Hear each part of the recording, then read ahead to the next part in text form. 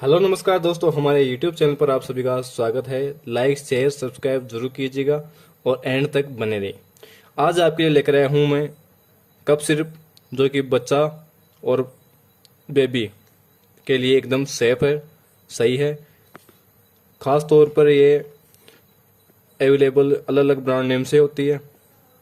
इसमें एम्ब्रोक्सोल, लियोसाल्बुटामोल और Guana फेनेंसिन syrup, ये 3 साल्ट होते हैं जो कि काफ़ी मददगार होते हैं। साथ में एक कफ रिलीफ, ब्रोंचो डायलेटर और म्यूकोलाइटिक एस 3 गुण आते हैं, इसमें पाए जाते हैं।